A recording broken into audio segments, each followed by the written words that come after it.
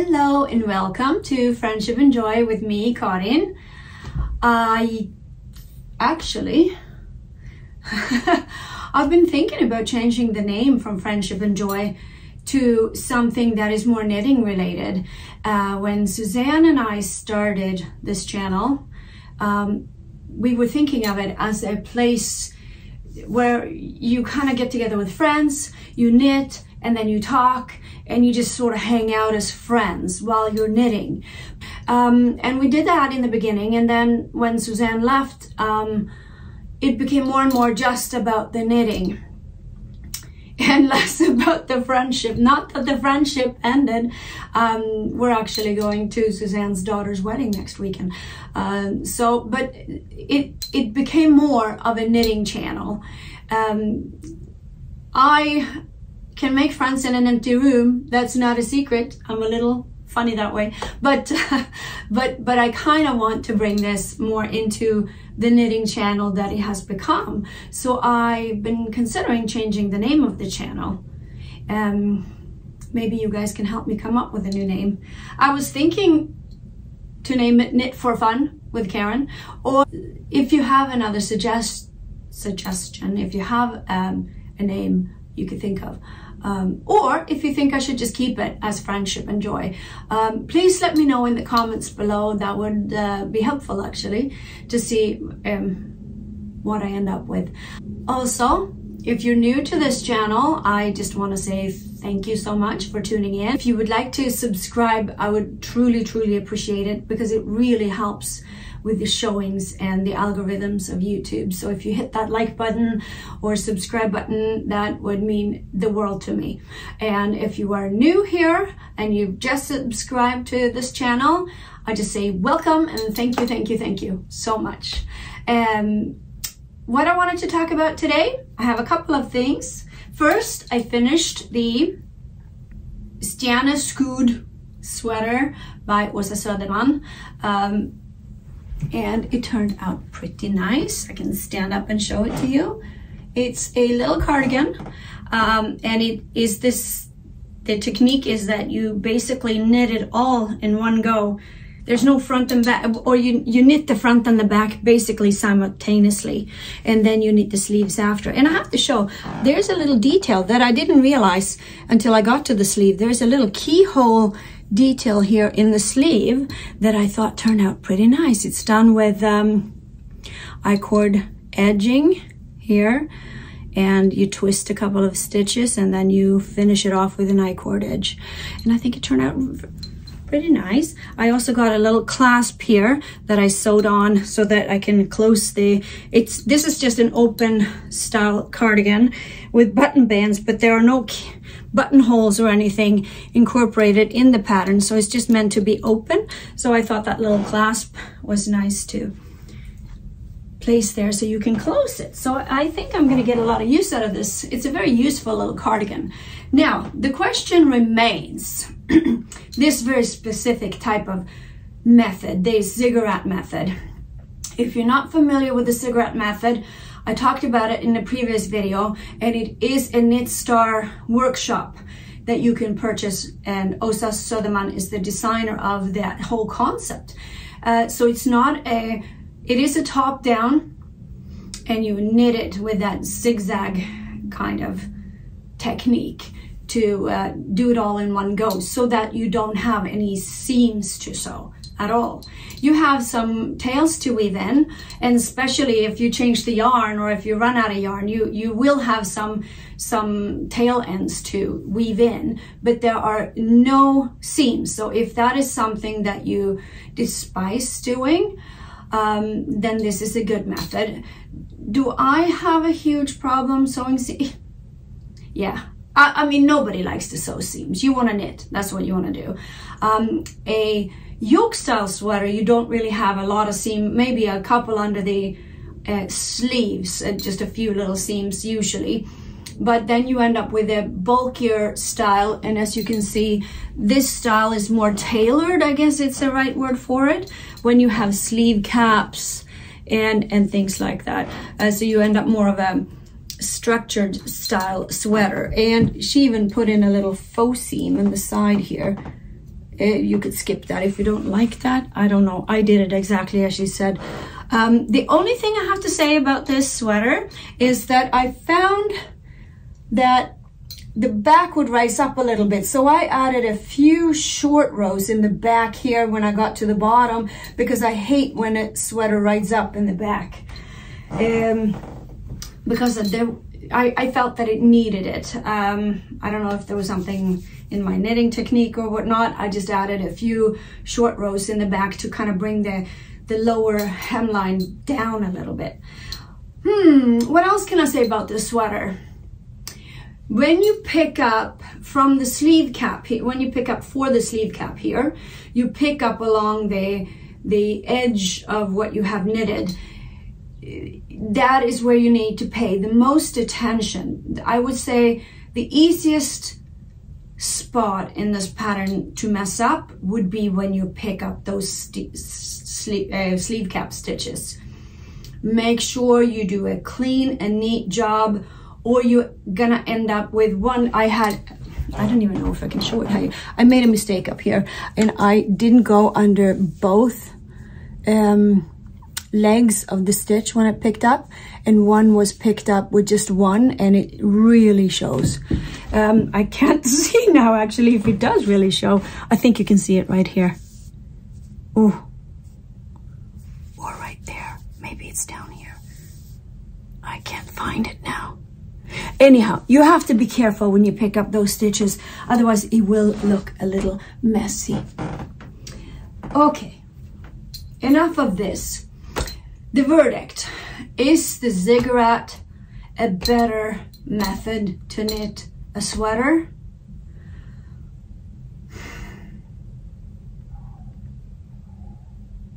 No. No, I wouldn't say it's better, and that's my honest opinion. It is quite tricky. Do I like the result? Absolutely I do. Do I like a result from a sweater that you sew seams? Yes, I do. So do I think that this is better than that? No. It was different.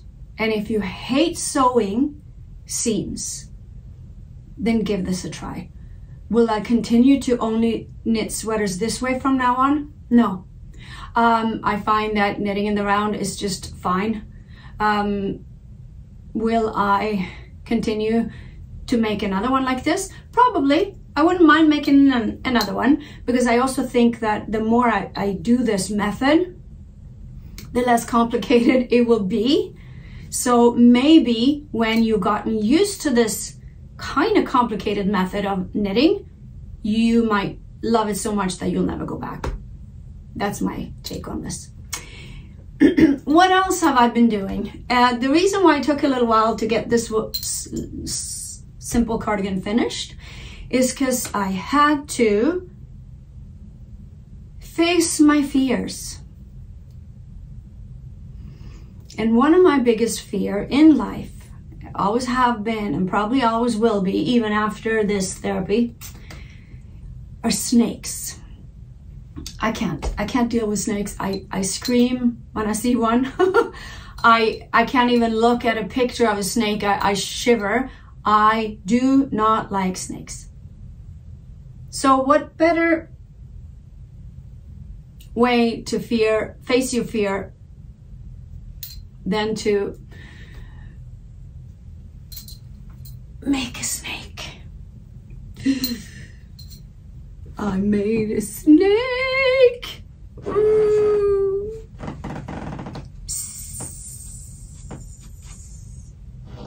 He's so creepy. Actually, this little guy turned out to be quite cute, I have to say.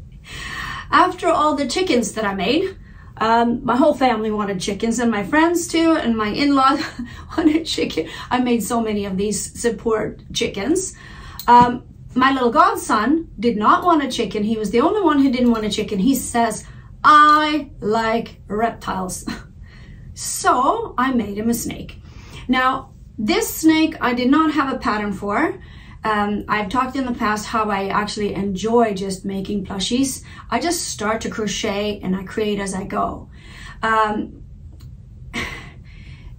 there are so many good patterns out there. If you're interested in making a snake like this, I was actually thinking of making a tutorial on how I put the snake together. And I tried. First of all, I'm a left-handed crocheter, so it's very difficult for most people to see what I'm doing because I crochet left-handed. But I also realized that I absolutely suck at showing and teaching and talking about what I'm doing as I'm doing it. It's difficult also to set up the camera in a way so that I can see and that you can get the right angle. I have to figure that out. If you really, really, really want me to make a tutorial on how to make this snake, please comment and let me know, and I'm gonna try to see if I can have somebody else film me while I'm doing it. But basically, the principle of anything when you want to make a snake is that you create shapes. So I start off where this tongue comes out, there's a little circle there. I made a little magic circle, and for this yarn took trial and error, so I ended up doing 8 single crochet in that circle, and then you close that tight, you close it up.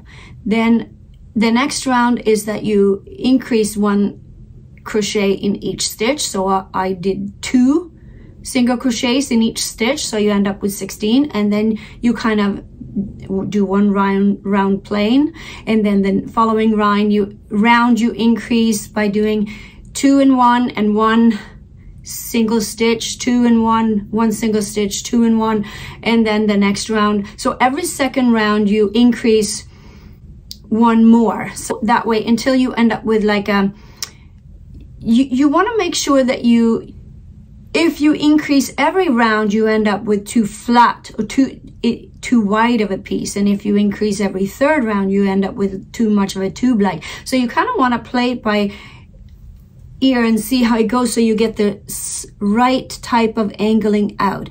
When I got that shape that I was happy with, I did 3 rounds of just no increases, and then I started to decrease, and then I decreased until I had about 30 stitches all the way around, and then it's just a matter of making a long tube.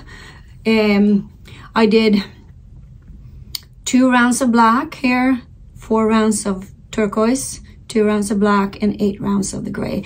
And I did it until the yarn ran out, and then I got down here, and as I wanted more of a gradual slope here, if you will, I decreased every 5th round here, so to get more of a gradual slope until I basically was left with so few that I couldn't really crochet anymore, and then I just closed up that circle. Before I got to the body part, when I was done with his head, I placed a couple of safety eyes on. They're not going anywhere, they're on secure, and then I kept filling it as I went with polyfill. So I did 1 section, added more polyfill, and kept going until that way it wasn't so difficult to fill this one.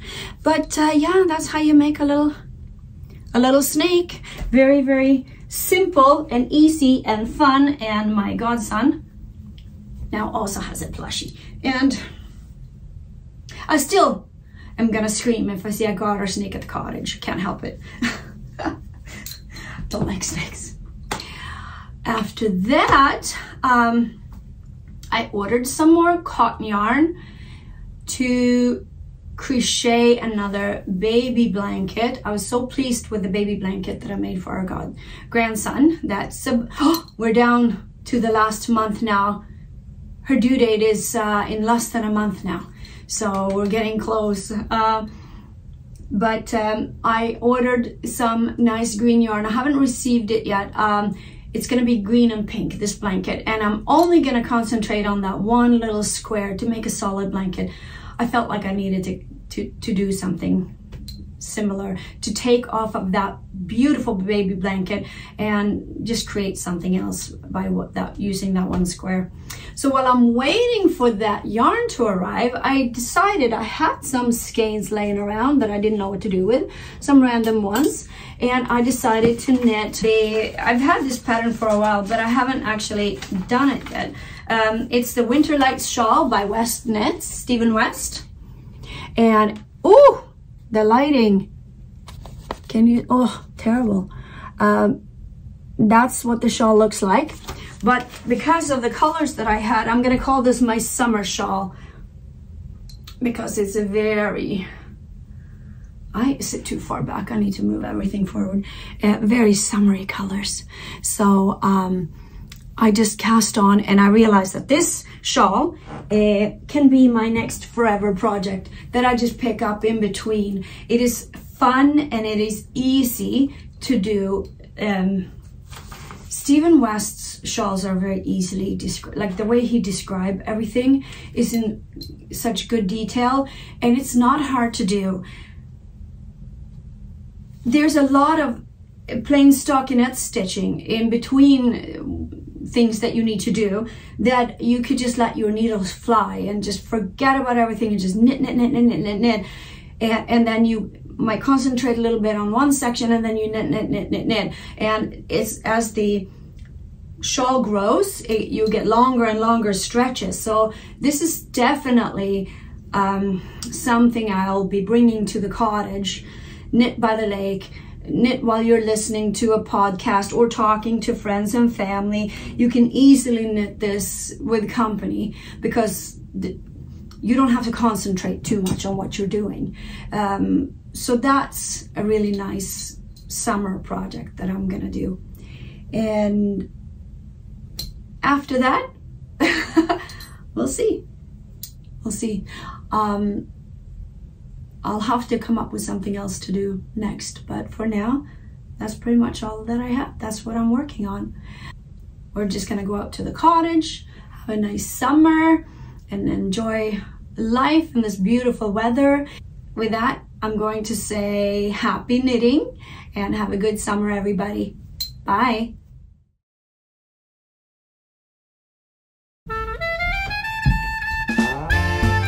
Okay.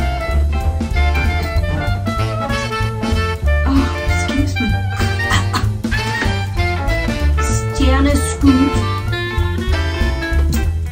As usual, I always forget. Ziggurat sweater. Oh my god! It's a Danish name, so you have to take it back in your throat. I give up. I give up!